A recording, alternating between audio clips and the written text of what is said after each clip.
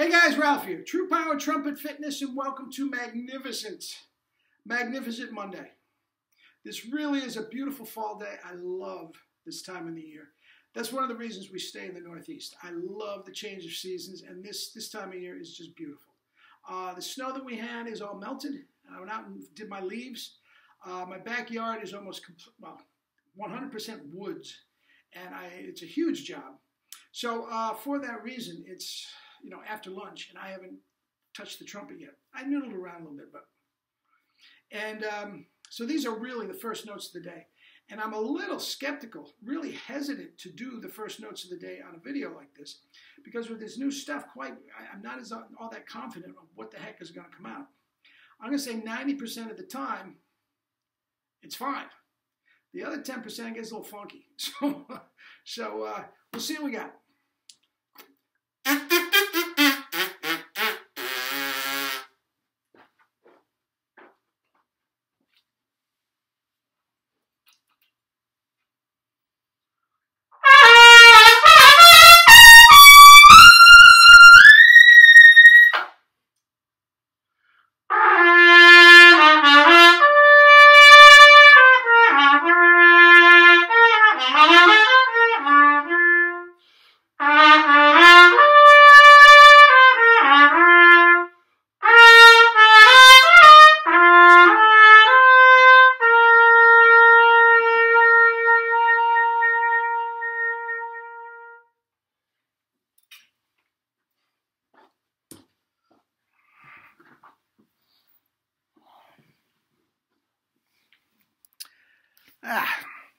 As usual, Arbin and double Cs.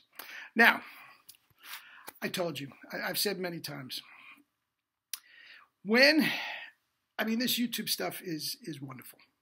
For a guy my age, it's mind-boggling that I can put out a silly little thing like this every day, and it is obtainable by anybody in the world with a computer. I find that amazing. But there are shortcomings, and I talked about it many times about the sound. And even if I were to put spend money on microphones and stuff, I don't buy it. I don't buy it. Anyway, with that said, I hope it came through that was easily the easiest double C I ever played. One of the ones that have been coming out. Okay, and the lyrical part of the Arbin, one of my favorite little ditties.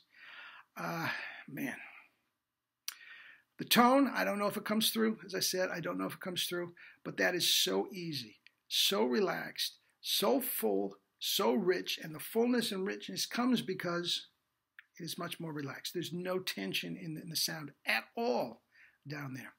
A little in the extreme upper register, up around double C, a little bit of tension. But that is... every single day, it's more relaxed. Every single day, it's more relaxed. And it's amazing. Absolutely amazing. Now, here's the deal. It has been 3 weeks. 1 week I didn't count. I'm into my second week of work. Okay?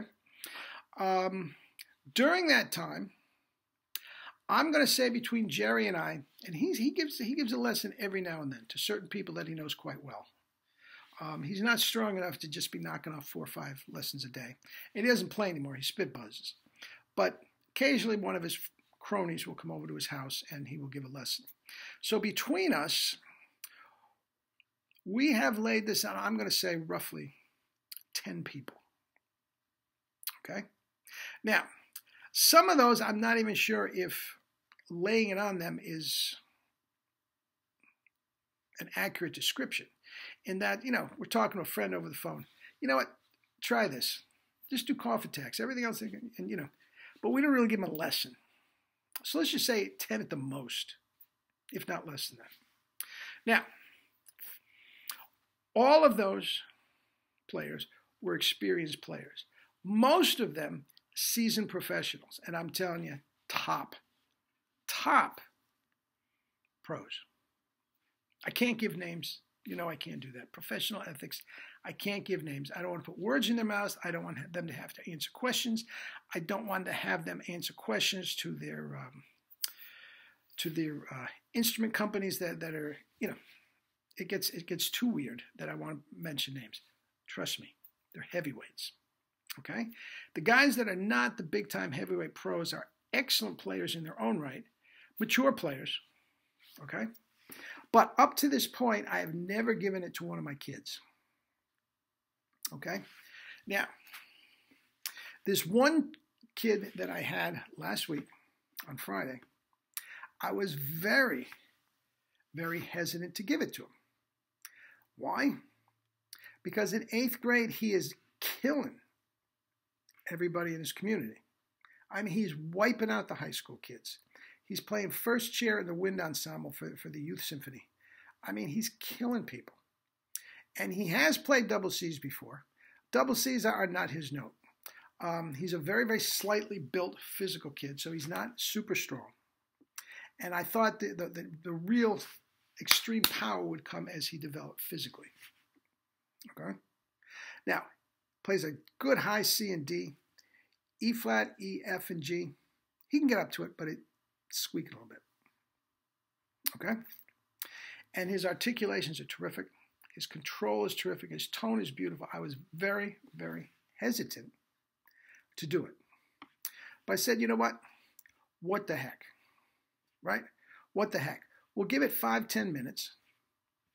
And if it kicks in, great. If not, we'll just go back to the other stuff and I won't broach the subject again. I'm thinking maybe down the road, if he hit a plateau, maybe we could add this, things like that. But all my fears just went. He took to it so easily. It makes perfect sense, and I'll explain that in a minute. He took to it so easily. More so, easier than myself, and I told him that. Easier than the pros. Easier than the other seasoned players. So easy. Now, there's a reason for this. He's been playing 2 years at the most with me with him every week, making sure he's spit buzzing correctly. He didn't have to go through 40 years of muck of Caruso and all this other crap that we all did to get to this place. So he was more of a blank slate when I got him. So it stands to reason that he would take to it very quickly. Now, on top of the fact, he's enormously talented. So that's that. But he got a couple funky notes at the beginning. He says, is that right? Try it again. Is that right? Is that right? Yeah, that sounds right. Are you coughing? He says, I'm not sure. Let me try it again.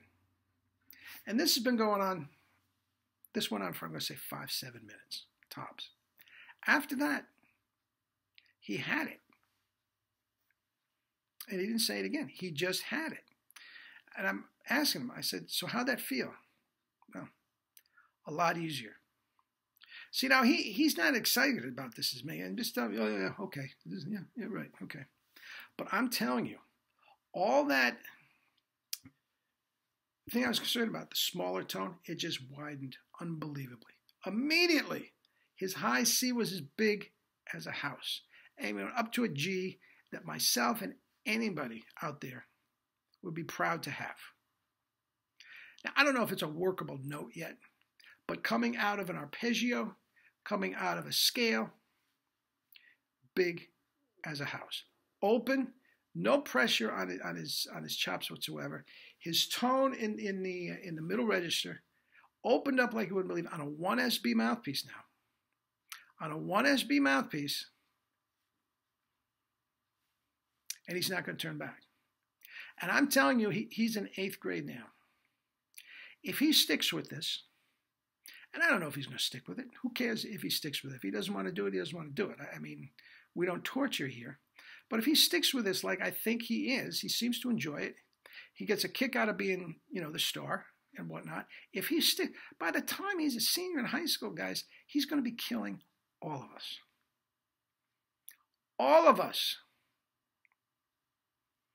All-State, All-American, McDonald's, All of us. Now, he has no desire to be a professional musician. Good for him. I wouldn't wish that on my worst enemy. He was talking about possibly going to Harvard, being an engineer. God bless him. But I'll tell you what. The brass world is his oyster, if he wants. If he wants. Now, the thing about it is, he's a very, very smart, talented guy. But the reason that he is so advanced at this level is because he got the chops right the first thing. Like me, like you, and everything, we don't have to swim through these mountains of thoughts and muscle memory and everything from other stuff. He just, boom, he had it since day one. And he is so nonchalant about it. He doesn't really understand how terrific he is. He's a sweet kid. I tease him all the time about different things. And his parents are wonderful. They support him like you wouldn't believe. The sky's the limit. And all because he's got the chops right. Guys, I've said this before. We've only got 3 buttons. The music we have to play is not intricate stuff compared to a saxophone, compared to a flute, compared to a violin, compared to a piano, compared to a harp. I mean, it's one line and it's infantile musically.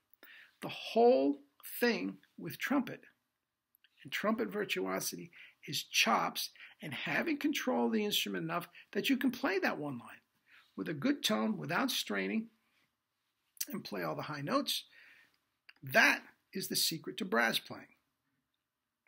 90% of it, Herbert L. Clark said, was physical.